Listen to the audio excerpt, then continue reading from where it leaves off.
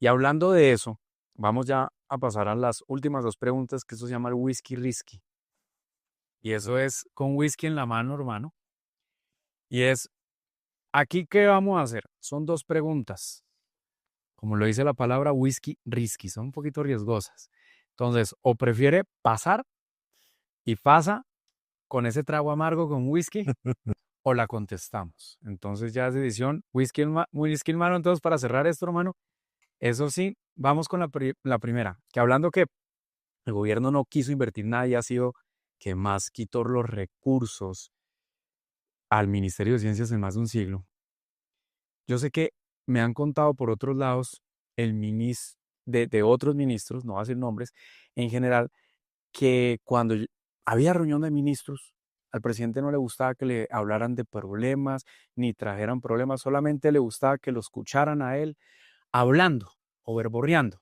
¿Qué tan cierto es eso? ¿Whisky risky o puede contar?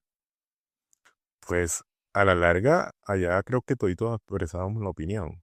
Entonces, y eso, pues por lo menos en el tiempo que yo estuve, era un espacio de discusión de algunos problemas que había que discutir. Pero era un problema que se discutieran para él, ¿o no? No, era como que en algunas ocasiones hubo para una entidad, no voy a mencionar, hubo unos aspectos coyunturales por la condición invernal y todo eso, ya ustedes se imaginarán cuál. eh, y se discutía mucho de eso, de las acciones que había que tomar. Y si eran discusiones que podían darse en ese espacio, eh, pero creo que hay faltado un poco más de articulación de las entidades para con esa entidad. O sea, de cómo yo, siendo MinCiencias, puedo ayudar a esa entidad a que ejecute sus planes y a que ayude a la gente en unas condiciones que estaban presentando en ese momento. Entonces, esa articulación es importante. Y pues Pues esta respuesta está muy política. yo trabajé en el gobierno Duque eh, y trabajé en el gobierno Petro. ¿Y con cuál fue mejor? Pues a la larga, creo que fue igual. Ya. Fue igual. Sí, pero mira, ¿En qué? el tema es que siempre articular entidades de un mismo gobierno, sea el que sea, es difícil. Ya, complicado. Porque en el gobierno Duque también me tocó una labor de articular varias entidades para un temita. Pero Y ¿con quién fue fue difícil. mejor o más fácil lograr ejecutar esos proyectos? ¿Con el presidente Duque o con el presidente Petro? Pues a nivel profesional fue más fácil para mí durante el gobierno Duque, pero porque tuve más tiempo de hacerlo. Entonces tuve la oportunidad de. Porque Petro no dijo, se me van. Sí, porque en 8 meses es muy difícil hacer algo así. Entonces, Ok. esos procesos de articulación demoran. Construir Me dan de política pública paso, se van. demora. Creo que como Estado nos toca madurar mucho todavía. Ok. Eh, Bueno, como profesional, mejor con Duque. Y en lo personal, pues yo creo que con ambos. O sea, bueno, pues profesionalmente creo que el hecho de haber sido ministro me ha abierto muchas puertas y todo eso. Todavía tengo el reconocimiento de mucha gente. Personas que estando en el ministerio pude ayudar, por ejemplo, cuando abrí algunas convocatorias para becas, hay becarios que me agradecieron eso, porque también cambié el enfoque de cómo acceder a las becas, de cómo personas de las regiones que, por ser de las regiones, en las condiciones actuales, eh, tienen menos oportunidades para acceder a una beca, pues yo ajusté esos procesos para que una persona en La Guajira tuviera las mismas posibilidades de acceder a una beca que una persona en Bogotá. Eso a mí me llena de orgullo. Y creo que profesionalmente y a modo personal fue muy satisfactorio para mí. ok. Ya. Es decir, que en palabras más, palabras menos, sí era complicado conversar con el presidente. Pues yo creo que con cualquier presidente a la larga. O sea, Ok, con cualquiera. Listo. Pasemos entonces a la siguiente. Hace poco, esta pregunta no la había tenido en el radar, pero cuando vi la noticia hace unos días que el presidente dijo que aquí nadie toma. ¿Qué tan cierto es eso? Es decir, yo puedo invitar acá a Gustavo Petro a tomar o él, no, o él dice que no toma. pues no sé, igual una cervecita no cae mal. Ok. Y en los ministerios, a veces en la Junta de Ministros, ¿se tomaba de vez en cuando o no? No, Ok. no. ¿Se tomaban decisiones? Se tomaban decisiones, sí. Bueno, primero se tomaban decisiones, pero ni siquiera en las rocas las decisiones. No, Frías, frías, porque pues algunas no han podido ejecutarse.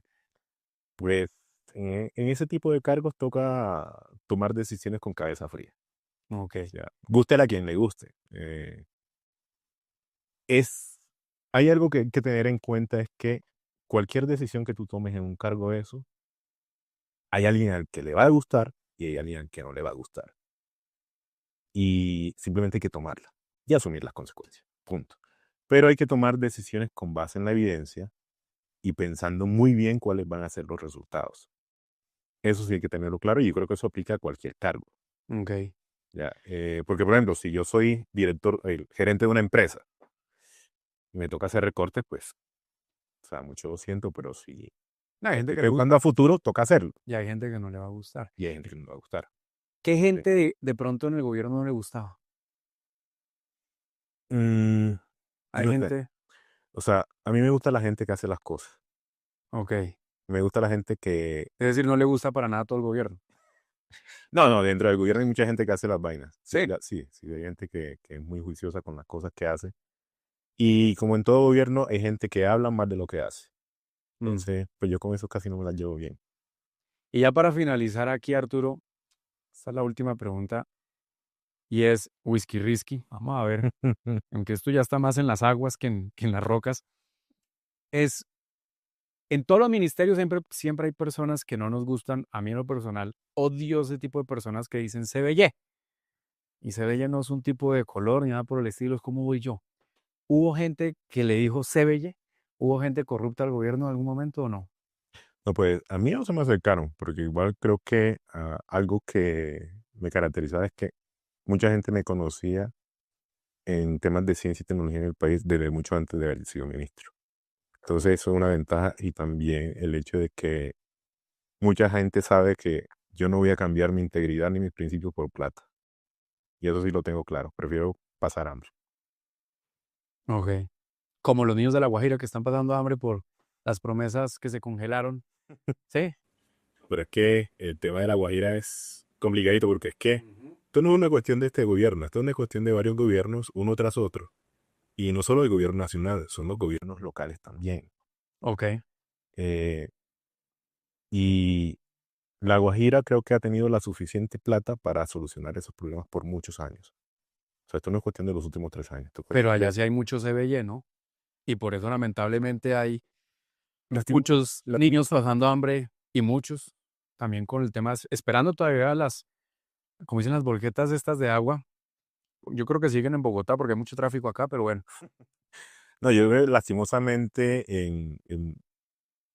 en varias zonas del país el término de corrupción se ha normalizado. Sí, es Y esto es muy algo que, lamentable. o sea, jue madre, o sea, quien llega al Estado a robar plata, simplemente no tiene compasión del resto de la gente. Mm. No le importa si un niño en La Guajira se muere deshidratado o se muere desnutrido. O le roban al Eso, PAE, esto lamentablemente es también. una cuestión de principios y son simplemente gente que por cualquier centavo venden sus principios. Entonces, esto es un tema Mm. que como nación debemos entender de que la corrupción cuesta vidas. Sí, Los niños en La Guajira son vidas que se pierden. tal cual. Y aún los niños que sobreviven en esos temas de desnutrición, y está comprobado científicamente de que un niño desnutrido tiene menos posibilidades de mejorar económicamente su vida y la de su familia. ¿Por qué? Porque es que los niños apenas están formando sus cerebros. Si no tienen los nutrientes necesarios, pues básicamente entran en una especie de letargo o se reduce su Claro. desarrollo.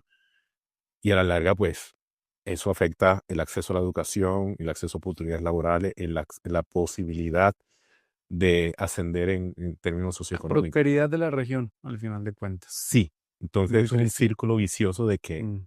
eh, está un poco eh, influenciado por la corrupción, bueno, un poco no, bastante impulsado por la corrupción y es un círculo vicioso que hay que resolver y eso, ¿sabe con qué se resuelve? Con tecnología. Con tecnología, tecnología, por ejemplo, una de mis favoritas es la blockchain.